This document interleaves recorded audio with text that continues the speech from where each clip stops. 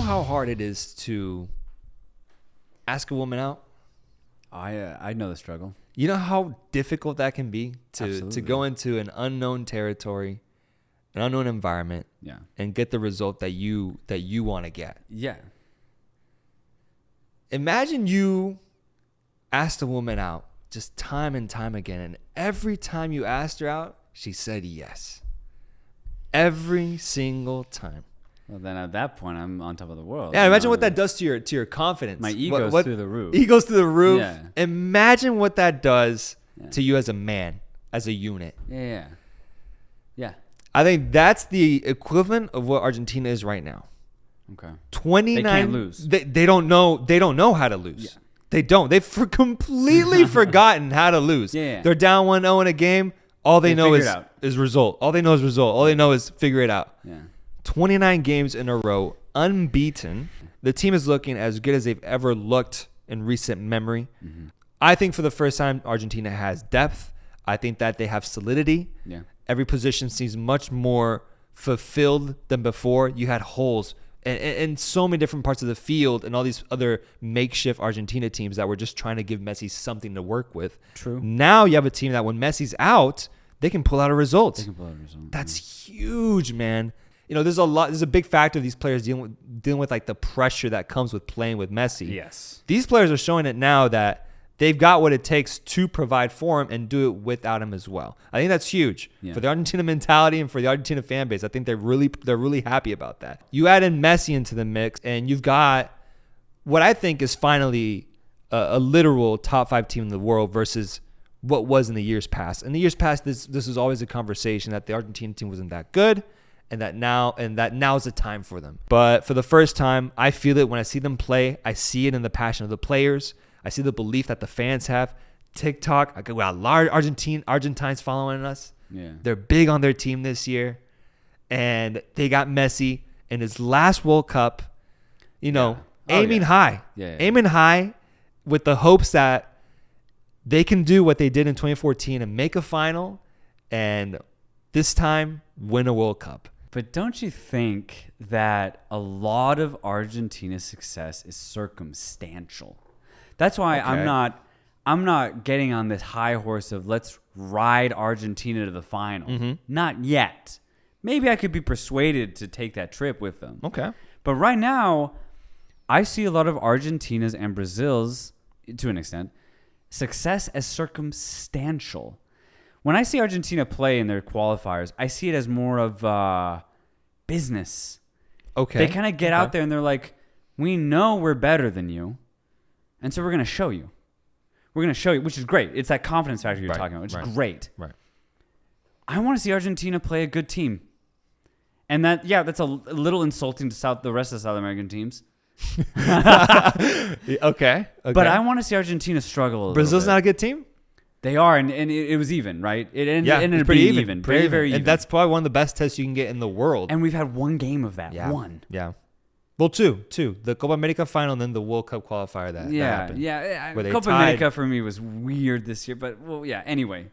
Yeah. 2 games. Sure. 2 games. 2. It still is incredible to remain unbeaten. I cannot take that away. And you're right. I cannot deny how confident this Argentine squad is. They're on top of the world right now, results-wise, and when you see it on the pitch. But that's what I'm saying is that they don't know how to lose because I don't believe they've truly been tested. Again, we can't talk about those Brazil games, but again, it's 2 out of, 30 you just said? 2 out of 29 games Yeah. would be where they got tested in that sense. Right. That's not enough for me. It's not enough. But at the same time, It's not enough for me 2 to be years like... ago, 2 years ago, I show you that they're going to play 30 games. And I'm going to tell you by the end of that They're gonna 30th be game, unbeaten. they're going to be unbeaten. How is that not enough? That's all you could ask. That's literally all you could ask. That's all you can ask. Outside You're of right, you're outside right. of maybe like a 3-0, 4-0 domination of Brazil. You're absolutely right. This That's is all everything you ask. could That's ask. That's all you can ask. You're absolutely right because what's weird, what's interesting about international football is all contextual. You can only play what's on your schedule. Right. You can't Yeah. be like, oh, Yeah. I want to play this team. I want to play that team. Yeah. You can't. You don't have that luxury at the international stage. So they can only play what's in front of them. And so far, they've pretty much got a perfect score. Yeah. That is that's the completely argument. That's true. the argument for Argentina. Absolutely. Yeah, that's the Absolutely. argument. That's the argument. And again, this can get hairy because how do you compare teams from different regions? Yeah. I'm going to bring up a situation, Algeria, for example. They had a scarily similar situation. They went unbeaten for, I think, 25 plus games. 25. They hadn't lost a game since they won the African Cup of Nations 3 years ago. They had not lost a game. Perfect World Cup qualifiers, basically. Now they still have to finish it out. Perfect African Cup of Nations qualifiers. And then they go to the group stage of the African qualifiers and they get nervous. And I want to see Argentina get nervous. And then I can judge them. Okay. I want to see this Argentine squad be like, shit, we actually have to win this game. It's not a qualifier. And like, because the thing is with qualifiers, especially in South America, that's the definition of a marathon. It's 18 games. You can lose a couple. So for me, when I see Argentina playing, they're down 1-0, if they ever are, I can see them being like, well, even if we tie this, we're fine. And they eventually get that goal because they're not scared. Yeah, they're still great and they're still better than their opponents. But I want to see Argentina sweat. And the thing is, I don't think World Cup qualification in South America makes a team like Argentina sweat. I don't think it does. But isn't that to their credit then? Because even then, even if the teams aren't good, these are tough atmospheres to go into. South America, more than almost any other. Absolutely. The fans get very into the games there. The home games, the away games can be scarily intimidating. Yeah. So to even get a 0-0 tie or 1-1 tie against like an Ecuador, I feel like that's them being nervous at some point. You don't go through a whole qualification process and never be nervous once. But I do see your side of, because I've experienced it a lot with like Mexico. They had, I think, a 2-year run with Tata. I think it was his first 2 years where we didn't lose a single game for like 20 games straight. You guys were on fire. And that's the point you're getting out of circumstantially. It's circumstantial. And then we face like a high United States team, and then we lose 3-0 or some shit. Yeah, you haven't beaten that them. happens. I totally get that. You get a little sweaty, and all of a sudden, you forget who you are. Yeah. That's what I think can happen to this Argentina squad. I totally get that. I totally get that. And I it's tough because it's also hard to see like the clues leading up to a demise like that. Yes. Like you look at Algeria's situation. It's impossible to know sometimes. Yeah. You look at Algeria's situation. They're just winning every game. So you're just like, yeah, maybe they have a hole there, but they're still getting the result. Argentina, same thing too. Like I have a hard time trying to figure out what's wrong with them because they're pulling out the results they need. So it is a little bit deceiving. But I'm just going with like what I've seen on the pitch and what I see as a team this year. To me it feels different. It feels different. And those I can agree. I can agree with that point. Yeah, those old Argentine teams, their flaws were exposed way before the World Cup. Even with like this past one, where Messi had to produce a masterclass against Ecuador to get into the World Cup. Right. Like that was a sign of what was coming. This team is just doing every single thing that is asked of them up to this point, and I'm gonna give them their credit, and I'm gonna buy in. All right. This goes back to something that we've said so long, like at the beginning of this production that we've created.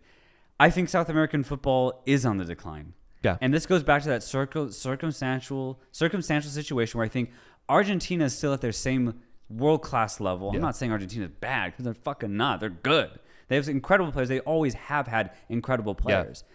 I just think that their ability to stay consistent is helped by the fact that you have a really youthful Ecuadorian side who doesn't know how to manage 90 minutes. Mm-hmm. You have a Peruvian side who's getting a little old, so maybe they can't run as fast as they could over the course of 90 minutes. You have a Chilean team who's just not as good anymore. Right. You have a weird Uruguayan team who's good at times, but is just ass at other times. You have a non-existent Paraguayan team. You have a non-existent Venezuelan team. And for me, that just leads to Argentina being unbeaten over 30 games. Now, of course, it does take insane mental fortitude and consistency to still pull that off. Mm-hmm. But that's what I'm pulling the circumstantial card here. From a confidence perspective, I do agree that this Argentine squad looks so much more sure of themselves. You're right. I don't think I've ever seen an Argentina team look so sure in every position. Mm-hmm. Every player has a role, and they can win without Messi. I don't think I've ever been able to say that. So that's a great point. Yeah. But I'm just not going to buy into the squad. I'm just not. There's one team in there that is good, and that is a top 5 team. And they showed once that they can beat them, and another time that they didn't lose against them. I thought they got outplayed that second time, but they were still in it, and they still tied them. They pulled that result. Those are two important matches there. No, absolutely, that absolutely matter, because I just think it's small sample size. Yeah. 2 out of 30 is small, but for me it's enough, I guess, and I guess for you it isn't. That's just where we stand. It's just a matter of seeing what happens once Qatar comes, because they could crash and implode and you'll look like a genius, or they could go on a deep run. My only question is, what would be enough for you to concede that this team is good? Is it like a final run? Is it semifinals, quarterfinals? What do you ask out of this team to change your mind in that sense? All I ask out of any team, I think, when going into World Cup, is to play their own style and dominate in the group stage. Because once you get to the knockout stage, literally anything can happen. I do think this team has the capability to actually just technically outclass their opponents. Yeah. I want to see that happen. Okay. I want to see that. They do that. They do that over 3 games. That's fair. Then even if they lose out in the round of 16, I'll be like, okay, well, this Argentina squad was different.